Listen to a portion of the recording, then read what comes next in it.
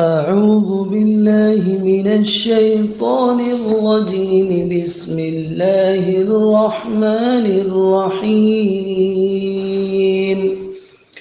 ولقد خلقنا الإنسان من سلالة من طين ثم جعلناه نطفة في قرار مكين ثم خلقنا النطفة علقة فخلقنا العلقة مضغة فخلقنا المضغة عظاما فكسونا العظام لحما ثم أنشأناه خلقا آخر فتبارك الله أحسن الخالقين. ثم إنكم بعد ذلك لميتون ثم إنكم يوم القيامة تبعثون. ولقد خلقنا فوقكم 7 طرائق وما كنا عن الخلق غافلين. وأنزلنا من السماء ماء بقدر فأسكناه في الأرض. وأنزلنا من السماء ماء بقدر فأسكناه في الأرض وإنا على ذهاب به لقادرون. فأنشأنا لكم به جنات من نخيل وأعناب لكم فيها فواكه كثيرة ومنها تأكلون. وشجرة تخرج من طور سيناء تنبت بالدهن وصبغ للآكلين. وإن لكم في الأنعام لعبرة نسقيكم مما في بطونها ولكم فيها منافع كثيرة ومنها تأكلون وعليها وعلى الفلك تحملون.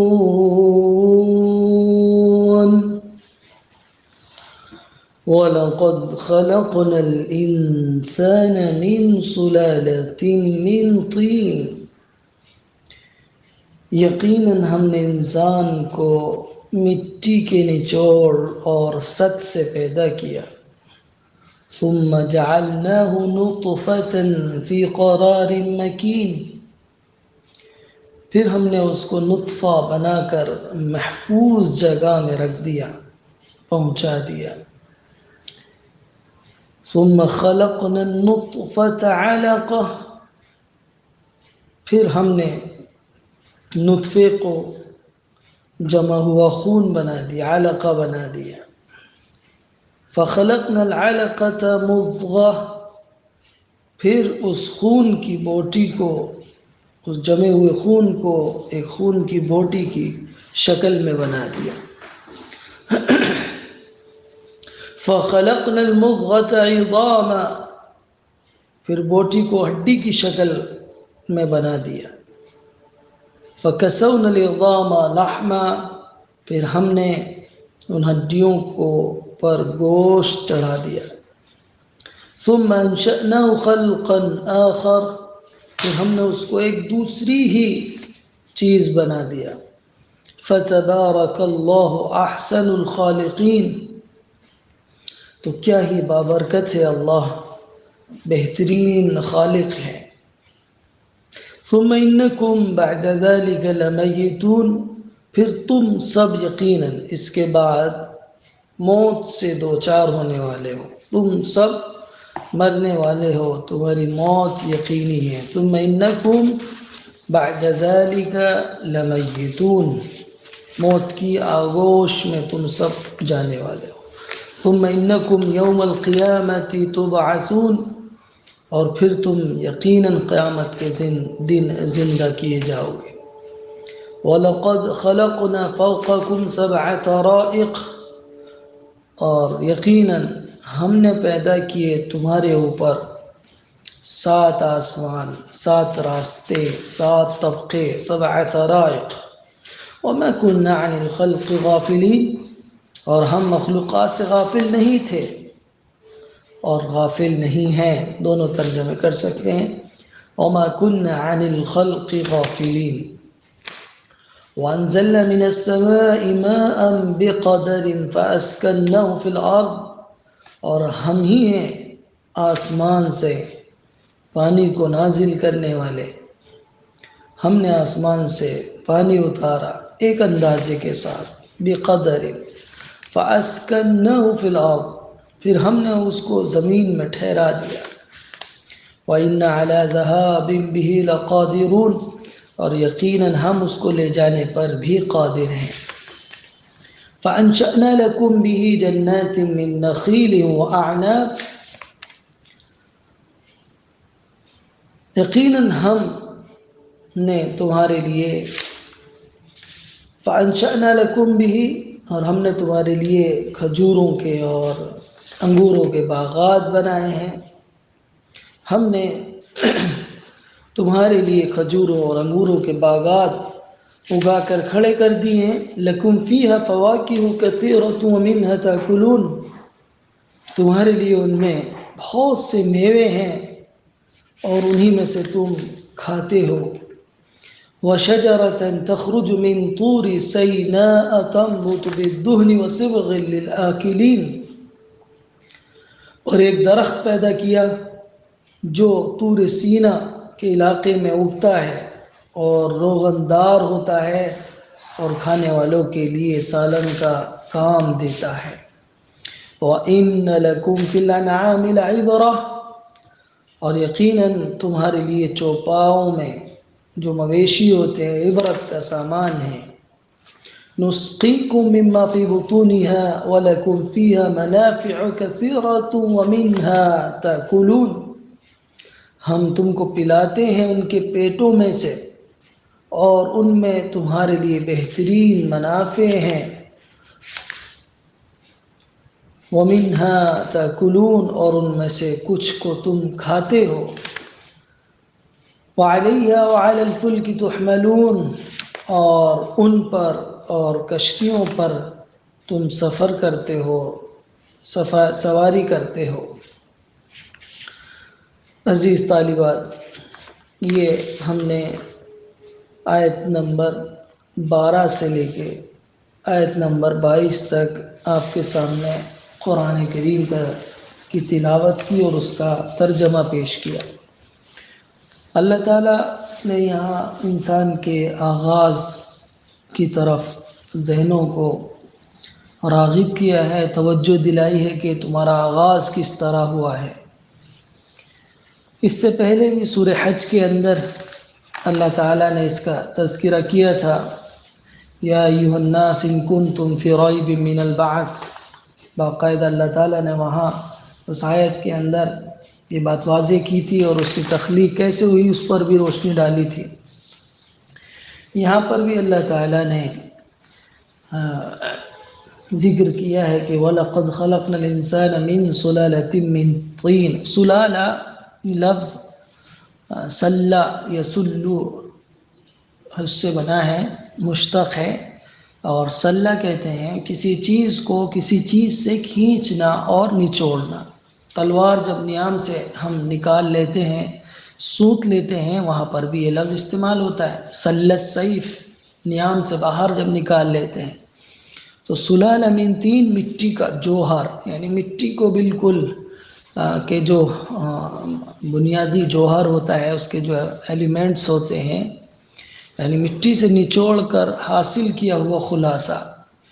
تو مٹی کے خمیر سے جو جوہر نکلتا ہے، جو اس کی اصل چیز ہوتی ہے، اس سے اللہ تعالیٰ نے حضرت آدم علیہ السلام کا جسم تیار کیا. پھر اس کے بعد آپ سے جو نسل چلی ہے اس کو نطفے سے قرار دیا، یعنی نطفے کے ذریعے سے وہ نسل آگے بڑھی ہے. تو یہاں پر بھی اللہ تعالیٰ نے اسی کی طرف اشارہ کیا ہے کہ وَلَقَدْ خَلَقْنَا الْإِنسَانَ مِنْ سُلَالَةٍ مِنْ طِينٍ، کہ انسان، پہلا انسان ہم نے اس کو مٹی کے سد سے، مٹی کے جوہر سے، مٹی کے خلاصے سے پیدا کیا ہے. ثم جعلناه نطفة في قرار مكين، اور پھر اس کو ہم نے ایک محفوظ مضبوط جگہ میں رکھ دیا ہے. قرار کہتے ہیں ٹھہرنے کی جگہ، آرام کی جگہ، ٹھکانہ. مکین کہتے ہیں مضبوط کو، محفوظ کو. مراد رحم مادر ہے، یعنی انسان کا آغاز مٹی سے ہوا ہے اور پھر اس کے بعد جو سلسلہ چلا ہے وہ نطفے کے ذریعے، منی کا ایک قطرہ ہوتا ہے جو رحم مادر میں پہنچ جاتا ہے اور وہ وہاں ٹھہر جا کر اس رحم کا منہ بند کر دیتا ہے. پھر اس کے بعد بچے، اس کے اندر چیزیں پیدا ہونا شروع ہوتی ہیں. پھر اس کے بعد جو مرحلہ ہوتا ہے اس کا تذکرہ کیا اللہ تعالیٰ نے کہ ثم خلقنا النطفة علقة، پھر اس نطفے کو اللہ تعالیٰ علقہ بناتا ہے. اور اس سب کی وضاحتیں سورہ حج کے اندر میں آپ کے سامنے کر چکا ہوں. فخلقنا العلقة مضغة، پھر علقے کو اللہ مضغہ بناتا ہے. فخلقنا المضغة عظام، پھر اس مضغے کو اللہ تعالیٰ ہڈی کی شکل دیتا ہے اور پھر ہڈی پر گوشت چڑھاتا ہے. پھر اس کے بعد ایک نئی تخلیق کو پیدا کرتا ہے. ثم انشأناه خلقا آخر. تو اس آیت کے اندر اللہ تعالیٰ اس بات کی طرف اشارہ کر رہا ہے کہ کہاں پانی کی ایک بوند اور کہاں ایک بھلا اور عاقل و بالغ انسان، دونوں میں کیا نسبت ہے. یعنی معمولی سا پانی کا قطرہ رحم مادر میں جا کر ایک انسان کی شکل میں کیسے تیار ہو سکتا ہے، کیا نسبت ہے دونوں کو. لیکن اللہ تعالیٰ اپنی قدرت کا کرشمہ دکھاتا ہے اور یہ بتاتا ہے کہ دیکھو یہ ہم کرنے والے ہیں. اور ہر انسان کے وجود میں اللہ کا یہ کرشمہ موجود ہے. تو جس قدرت کا یہ کرشمہ ہر انسان کے اندر موجود ہو اور وہ اس کا مشاہدہ کرتا ہو، تو اس سے وہ کیسے سمجھ سکتا ہے وہ انسان کہ اس کو دوبارہ نہیں اٹھنا ہے، دوبارہ کھڑا نہیں ہونا ہے، یا وہ دوبارہ پیدا نہیں کر سکتا. ہر لمحے وہ اس پر غور کرے گا تو اللہ کی قدرت کاملہ پر اس کو یقین آئے گا. تو یہاں ثم انشأناه خلقا آخر، کہ پھر اس کو ایک دوسری ہی شکل میں اللہ تعالیٰ پیدا کرتا ہے. یعنی نطفہ ہوتا ہے وہ ماں کے رحم میں جاتا ہے اور ایک اچھا عاقل بالغ انسان دنیا میں تشریف لاتا ہے. تو اس معمولی سے پانی کے قطرے سے اللہ اتنا عظیم انسان پیدا کر دیتا ہے. تو اللہ کے لیے دوبارہ پیدا کرنا کیا مشکل ہے. کیوں؟ فتبارک اللہ احسن الخالقین، وہ تو بہترین پیدا کرنے والا ہے، اللہ کی ذات بابرکت ہے. اب یہاں یہ خلق لفظ جو ہے تخلیق کرنا، اس کے دو طرح اس کا استعمال ہوتا ہے. پہلا استعمال ہوتا ہے کہ کسی چیز کو کسی موجود چیز سے، یا اس کی کوئی پہلے سے مثال موجود ہے، کسی بھی چیز کو موجود مادے سے جو اور اس کے سامنے وہ مثال موجود ہے اس کے مطابق بنانا. یعنی ایک ڈیزائن موجود ہے اور ڈیزائن بنانے کی چیزیں موجود ہیں اور اس سے کوئی چیز آدمی بنا دے. ایک تو تخلیق کے معنی یہ ہوتے ہیں، اس کو صنعت کہا جاتا ہے، اور اس کے اندر انسانوں کے اندر بھی یہ صفت پائی جاتی ہے کہ وہ کچھ چیز ان کے پاس موجود ہے اور ان موجود چیزوں سے وہ کوئی دوسری چیز پیدا کر دے۔ ایک ہے کہ کوئی چیز موجود ہی نہ ہو اور پہلے سے اس کی کوئی مثال ہی نہ ہو اور پھر کوئی چیز بنا دینا، اس معنی کے لحاظ سے یہ صفت صرف اللہ کی ذات کے ساتھ مخصوص ہے، یعنی اللہ ہی کر سکتا ہے، کوئی اور یہ کام نہیں کر سکتا۔ تو خلق و تخلیق کے اصل معنی کسی چیز کو از سر نو بغیر کسی مادہ کے پیدا کرنا، یہ اللہ تعالیٰ کی خاص صفت ہے۔ تو یہاں بھی اللہ تعالیٰ یہی بتانا چاہتا ہے کہ دوسرا کوئی اس کے اندر شامل نہیں ہے، کوئی دوسرا اس کو پیدا نہیں کر سکتا۔ اور جہاں تک صنعت کی بات ہے، خلق صنعت کے معنی میں بھی استعمال ہوتا ہے، تو اس میں دوسرے بھی شامل ہو سکتے ہیں۔ تو ثم انشأناه خلقا آخر، پھر ہم نے اس کو ایک دوسری شکل میں تخلیق کیا۔ تو یہاں اللہ تعالیٰ یہ اثر دکھانا چاہ رہا ہے، یہ نتیجہ بیان کرنا چاہ رہا ہے کہ انسان کی تخلیق کے ان تمام مراحل پر غور کرنے والوں کے سامنے یہ بات آ جانی چاہیے کہ اللہ تعالیٰ نے جس ایک ایک وجود کے اندر اپنی یہ شان اور حکمتیں اور برکتیں ظاہر فرمائی ہیں، وہ ذات بڑی بابرکت ہے اور بافیض ہستی ہے۔ اسی نے پانی کی ایک بوند کو رحم مادر کے اندر رکھ کر اس طرح پرورش کیا ہے اور اس طرح خوبصورت انداز میں بنایا ہے کہ کوئی یہ کام نہیں کر سکتا۔ کسی کے اندر یہ بات نہیں ہے کہ وہ اس طرح کا انسان تخلیق کرے۔ تو تمہیں پھر کیوں ایسا لگ رہا ہے کہ تم مرنے کے بعد اٹھائے نہیں جاؤ گے؟ ثم انکم بعد ذلک لمیتون، پھر تمہیں مرنا ہے، اس کے بعد تمہیں مرنا ہے، اور موت ایک حقیقت ہے، جو پیدا ہوا ہے اس کو مرنا ہے، اس کا انجام موت ہے، ہر حال میں اس کو موت سے دوچار ہونا ہے، کوئی بھی اس سے مستثنی نہیں ہے، کوئی بچ نہیں سکتا۔ ثم انکم یوم القیامۃ تبعثون، اور پھر مرنے کے بعد قیامت کے روز تم سب کو اللہ تعالیٰ زندہ کر کے اٹھائے جائے گا، تم اٹھائے جاؤ گے، اور پھر تمہارے اعمال کا حساب لے کر اصلی ٹھکانے کی طرف تمہیں اللہ تعالیٰ بھیجے گا، یا جنت یا دوزخ۔ ثم انکم یوم القیامۃ تبعثون، پھر تم سب کو قیامت کے دن اٹھایا جائے گا، اور پھر اعمال حساب و کتاب ہوگا، اور جس کے جیسے اعمال ہوں گے اس کا نتیجہ اس کے سامنے آ جائے گا۔ وَلَقَدْ خَلَقْنَا فَوْقَكُمْ سَبْعَ طَرَائِقَ، طرائق طریق کی جمع ہے، اس کے معنی ہوتے ہیں راستے، طریقہ کی جمع ہے راستے، گزرگاہیں۔ یہاں مراد آسمان ہے۔ اللہ تعالیٰ نے آسمانوں کو طریق اس لیے کہا ہے کہ ان میں فرشتوں کے آنے جانے کے لیے راستے ہیں، اور سیاروں کی گردش کرنے کے لیے راہیں اور راستے ہیں، اس لیے یہاں لفظ طرائق استعمال کیا اللہ تعالیٰ نے۔ 7 طبقے بھی مراد ہو سکتے ہیں کہ یہ 7 طبقے ہیں اور تہ بتہ لگے ہوئے ہیں۔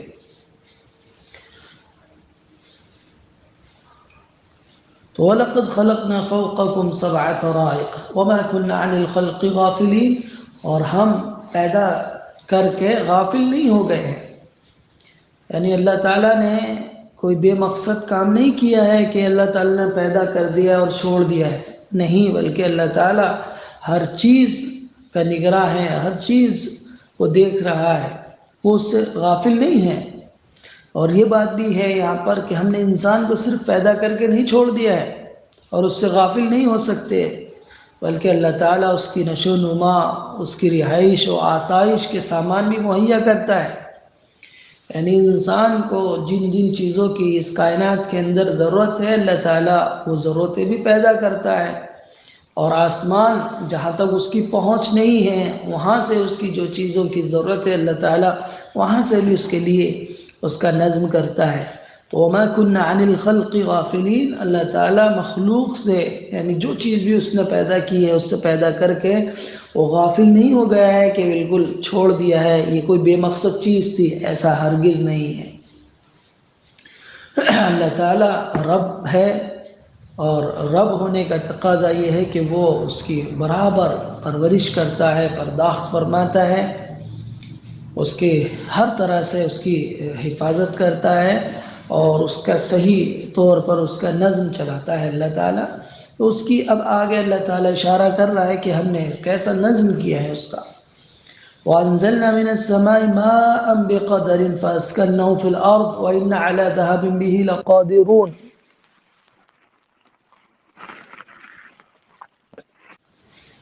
ہم نے آسمان سے پانی نازل کیا ہے، بقدرٍ ایک اندازے کے مطابق، ایک اندازے کے مطابق ہم نے آسمان سے پانی نازل کیا ہے۔ فَأَسْكَنَّاهُ فِي الْأَرْضِ، اور اس کو ٹھہرا دیا ہے زمین کے اندر۔ وَإِنَّ عَلَى ذَهَابٍ بِهِ لَقَادِرُونَ، اور ہم اس پانی کو لے جانے پر قادر ہیں، لیکن ہم نے ایسا نہیں کیا۔ اب دیکھیے اللہ تعالیٰ اپنی ایک اور بڑی قدرت کا، ایک شاہکار قدرت کا نمونہ یہاں پیش کر رہا ہے، اور دوسری طرف اللہ تعالیٰ اپنی ربوبیت کا اظہار بھی کر رہا ہے کہ وہ رب ہے، اس نے پیدا کیا ہے، تو جو چیزوں کی ضرورت انسانوں کو ہے جتنی ہے اسی مقدار میں اللہ تعالیٰ نے یہاں رکھی، اس لیے کہ انسان تو کمزور ہے، ضعیف الخلقت ہے، اس کو پتہ نہیں ہے کہ جو چیز اس کی ضرورت کی ہے اگر اس سے زیادہ ہو جائے تو بھی اس کے لیے پریشانی ہے، اور اگر اس سے مقدار سے کم ہو جائے تو بھی اس کے لیے وہ چیز پریشانی کا باعث ہوتی ہے۔ زیادہ ہو جائے تو وبال جان اور عذاب بن جاتی ہے۔ پانی جیسی چیز کہ بغیر کوئی انسان زندہ نہیں رہ سکتا، اگر یہی پانی ضرورت سے زیادہ ہو جائے تو طوفان بن جاتا ہے، اور انسان کے لیے یہ عذاب اور وبال بن جاتا ہے۔ اس لیے اللہ تعالیٰ نے آسمان سے جو پانی برسایا ہے اور جو اس کا انتظام کیا ہے وہ ایک خاص پیمانے کے تحت کیا ہے، ایک خاص مقدار میں کیا ہے، جتنی ضرورت ہے اسی کے اعتبار سے اللہ تعالیٰ نے یہ انتظام فرمایا ہے۔ اس لیے کہ پانی ہی تمام زمین کی زندگی ہے، سارا دار و مدار زندگی کا پانی پر ہے۔ اللہ نے اس کو آسمان سے نازل کیا، اور یہ اس کی رحمت اور ربوبیت ہی ہے کہ اس کو خاص اندازے اور مقدار کے ساتھ اتارا ہے، ورنہ اگر اس کے دہانے ایک مرتبہ اللہ تعالیٰ کھول دیتا تو کوئی اس کو بند کرنے پر قادر نہیں تھا، اور یہی پانی رحمت و برکت ہونے کے بجائے اس کے لیے عذاب بن جاتا۔ اور یہ دیکھیے اس کی رحمت اور ربوبیت ہی ہے کہ اس پانی کو زمین میں ایک اندازے کے مطابق ایک صحیح جگہ پر اللہ نے روک دیا ہے، نہ کم کیا ہے نہ زیادہ کیا ہے۔ کم ہوتا تو بھی پریشانی ہوتی، زیادہ ہوتا تو بھی پریشانی ہوتی، اور اگر اللہ چاہتا تو سارے پانی کو غائب بھی کر سکتا تھا۔ وَإِنَّ عَلَى ذَهَابٍ بِهِ لَقَادِرُونَ، اور ہم اس پانی کو ختم کرنے اور لے جانے پر بھی قادر ہیں۔ تو اگر چاہتا اللہ تعالیٰ تو ایسا کر سکتا تھا، لیکن اللہ نے انسان کو پیدا کر کے اس سے غفلت نہیں برتی ہے، بلکہ اس کو ایک خاص مقصد کے لیے، ایک خاص وقت تک کے لیے پیدا کیا ہے، تو اس کی تمام ضروریات کی چیزیں جتنی اس کو چاہیے پوری ناپ تول کر اللہ تعالیٰ نے رکھ دی ہیں۔ پانی کو بالکل ناپ تول کر اللہ تعالیٰ برساتا ہے۔ کبھی کبھی ہوتا ہے کہ وہ عذاب کی شکلیں بھی آتی ہیں، لیکن عام طور پر اللہ تعالیٰ ایک اندازے اور ایک اللہ اپنے اندازے کے مطابق کائنات میں چیزیں پیدا کرتا رہتا ہے۔ تو بہت ہی اہم آیت ہے کہ وَأَنزَلْنَا مِنَ السَّمَاءِ مَاءً بِقَدَرٍ فَأَسْكَنَّاهُ فِي الْأَرْضِ وَإِنَّا عَلَى ذَهَابٍ بِهِ لَقَادِرُونَ۔ زمین کی تہ سے جو پانی کنویں کے ذریعے نکالا جاتا ہے، یہ بھی اللہ ہی کی قدرت ہے کہ اس نے یہ آسانی پیدا کر دی ہے کہ زمین میں بہت گہرائی میں پانی نہیں رکھا ہے، بلکہ تھوڑی گہرائی میں پانی نکل آتا ہے، ورنہ اللہ تعالیٰ اس کو بہت گہرائی میں رکھتا، انسان کی پہنچ سے بہت دور ہوتا تو اس کے لیے مشکل کھڑی ہو جاتی۔ تو ایک طرف اللہ نے یہ پانی کا انتظام کیا جس پر زندگی کا دار و مدار ہے، اور اس کو ایک مقدار اور ایک حساب سے اللہ نے پیدا کیا ہے تاکہ انسان اس سے فائدہ اٹھاتا رہے۔ اور دوسری طرف انشأنا لکم بہ جنات من نخیل وعناب، اسی پانی کے ذریعے سے اللہ تعالیٰ نے تمہارے لیے کھجوروں اور انگوروں کے باغ اگائے ہیں، جس میں تمہارے لیے اور بھی تمہارے لیے بہت سے پھل پیدا کیے ہیں جن سے تم لذت اٹھاتے ہو، کھاتے ہو، اور انہی باغوں سے تم اپنے لیے غذا حاصل کرتے ہو۔ فَأَنشَأْنَا لَكُمْ بِهِ جَنَّاتٍ مِّن نَخِيلٍ وَأَعْنَابٍ لَكُمْ فِيهَا فَوَاكِهُ كَثِيرَةٌ، تمہارے لیے اس میں بہت سے میوے ہیں، وَمِنْهَا تَأْكُلُونَ، اور تم اس سے کھاتے ہو۔ یہ دیکھیے اللہ کی کیا شان ہے۔ مطلب یہ ہے کہ اللہ تعالیٰ نے تمہارے لیے صرف زندہ رہنے کا سامان ہی نہیں پیدا کیا، بلکہ تمہارے کام کی ضیافت کا سامان بھی مہیا فرمایا۔ جینے کو تو انسان صرف روٹی سے بھی جی سکتا ہے، چند چیز پر بھی جی سکتا ہے، لیکن رب کریم نے انسانوں کے لیے قسم قسم کے میوے اور پھل چن دیے ہیں۔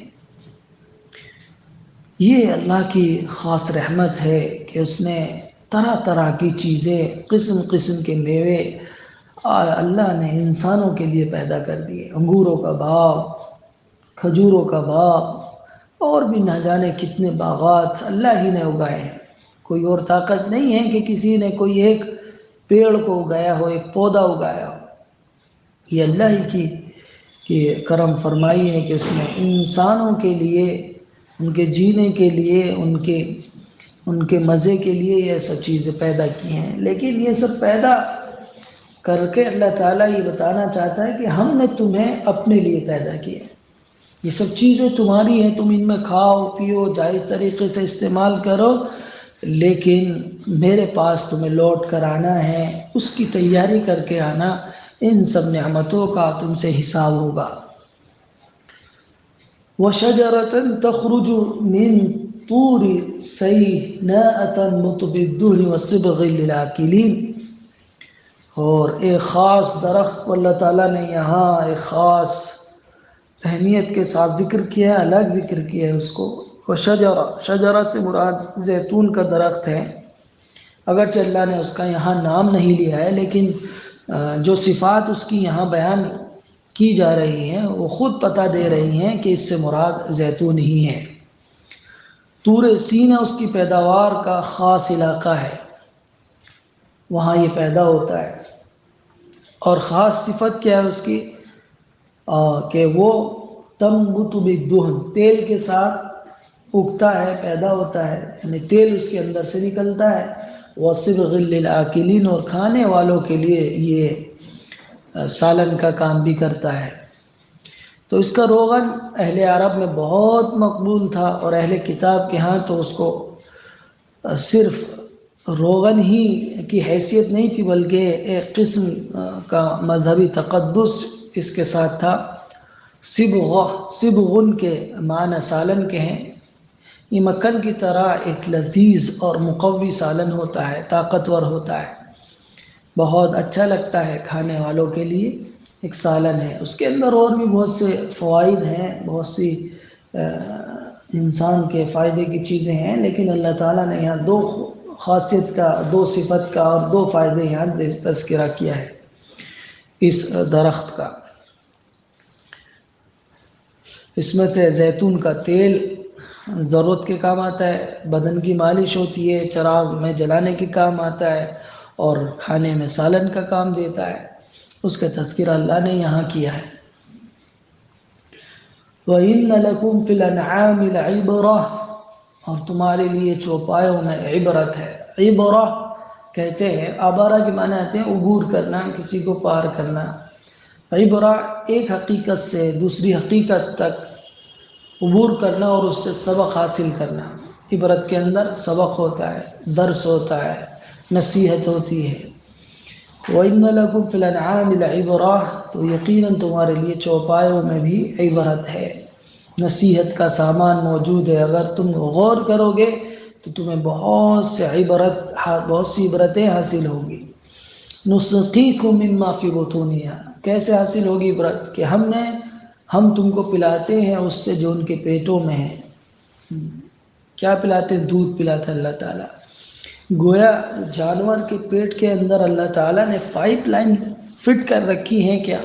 اگر ہم اس کو چیر کر دیکھتے ہیں تو نظر آتا ہے کہ کوئی پائپ لائن نہیں ہے، لیکن جانور بہت سی چیزیں کھاتا ہے اور دودھ کی شکل میں ہمیں صاف شفاف سفید دودھ ملتا ہے پینے کے لیے۔ تو آپ دیکھیں گی کہ وہ بہت سا چارہ کھاتا ہے، بہت سی چیزیں اس کے پیٹ کے اندر ہوتی ہیں، لیکن دودھ کیسا پیور نکل کر آتا ہے۔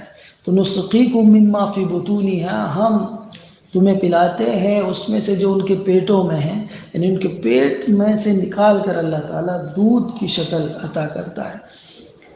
یہ اللہ کی کاریگری ہے، اللہ کی قدرت ہے۔ وَلَكُمْ فِيهَا مَنَافِعُ، اور تمہارے لیے کثیرہ، وَلَكُمْ فِيهَا مَنَافِعُ کثیرہ، اور تمہارے لیے اس میں اور بھی بہت سے فائدے ہیں۔ ایک فائدے کا تذکرہ اللہ نے یہاں کیا کہ ہم تمہیں ان کے پیٹوں سے پلاتے ہیں اور تمہارے لیے اس میں بہت سے فائدے ہیں، اتنے فائدے ہیں، پورا جانور فائدہ ہی فائدہ، اس کی کوئی چیز بھی ضائع نہیں جاتی۔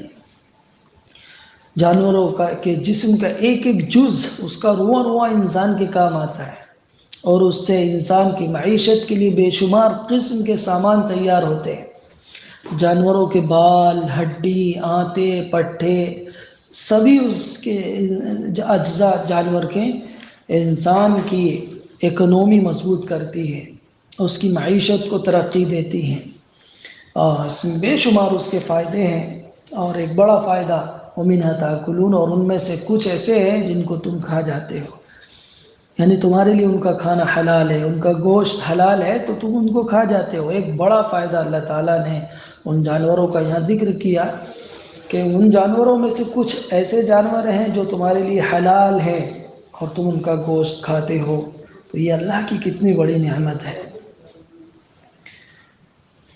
پھر اس کے بعد اللہ تعالیٰ نے ذکر کیا وَعَلَيْهَا وَعَلَى الْفُلْكِ تُحْمَلُونَ، ان پر اور کشتیوں پر تم سفر کرتے ہو، سامان لاتے ہو۔ فلک کشتیوں ہی کے حکم میں ہے، وہ تمام سواریاں بھی ہیں جو پہیوں کے ذریعے چلنے والی ہیں، وہ بھی سب اس کے اندر آ جاتی ہیں، فلک کے اندر۔ تو چونکہ وہ اس وقت میں کشتی ہی اس کو جانتے تھے، دوسری سواریوں کو نہیں جانتے تھے، لیکن اس کے اندر ہر وہ سواری آ جاتی ہے جو ہمارے زمانے میں موجود ہے۔ تو ان پر سواری کا کام کرتے ہو، تمہارے کام آتا ہے۔ اور اہل عرب کی زندگی چونکہ عام طور پر خانہ بدوشوں کی تھی، موسموں کے ساتھ برابر ایک جگہ سے دوسری جگہ وہ منتقل ہوتے رہتے تھے، اس وجہ سے ان کے لیے یہ دونوں ہی مسئلے بڑی اہمیت رکھنے والے ہیں۔ جانور اور کشتی یہ دونوں ہی بڑی اہمیت کے حامل ہیں۔ تو اللہ تعالیٰ نے ان کی ضرورت کے لیے اونٹ پیدا کیا جو ان کے صحرا کا سفینہ ہے، صحرا کا جہاز ہے، چنانچہ اس کو پھر یہاں آگے کشتی کا ذکر کیا، اس کو وہاں بحری سمندری سفر کے لیے ان کو اس کا انتظام کیا اللہ نے یہاں پر۔ تو یہ ساری نعمتیں اللہ تعالیٰ دے کر انسانوں کو اس طرف متوجہ کرنا چاہتا ہے کہ تمہارا رب تمہارے ساتھ کیسی کرم فرمائی کا معاملہ کرتا ہے، کیسی خیرخواہی کا معاملہ کرتا ہے، اور تم اس سے وفاداری نہیں کر رہے ہو، بلکہ اس سے وفاداری کرنا ہے۔ وفاداری اور اس کا تقاضا یہ ہے کہ ایک ایسا دن آئے گا جس میں ان ذمہ داریوں سے متعلق تم سب سے پوچھا جائے گا۔